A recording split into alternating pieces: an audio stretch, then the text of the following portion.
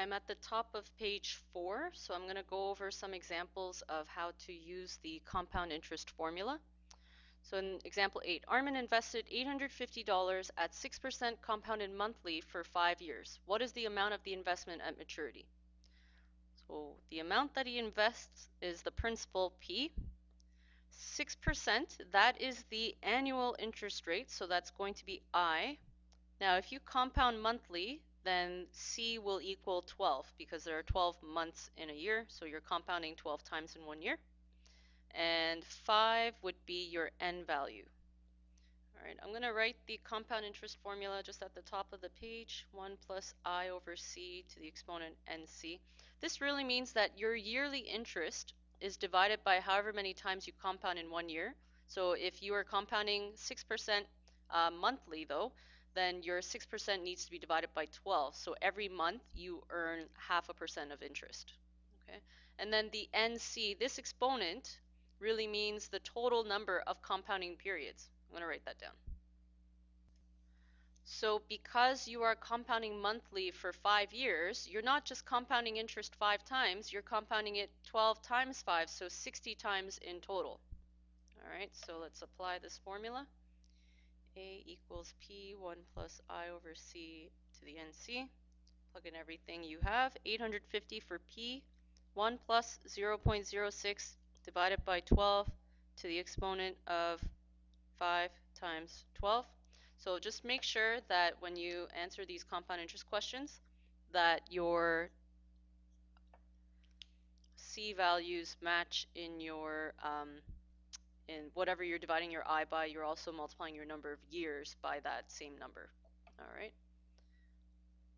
So this is 850, 1 plus 0.00005 to the exponent 60.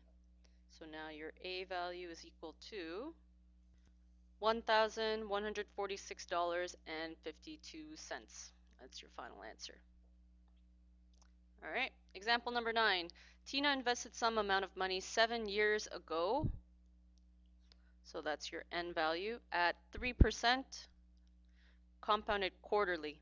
Quarterly means C is equal to 4 times a year. If her investment grew to $8,500, so that means that that's the total worth of the investment. Determine how much she invested. So meaning we want to figure out the P value. So take your original P 1 plus I over C to the exponent NC equation and just rearrange it for P. So I'm just going to divide both sides by 1 plus I over C to the NC.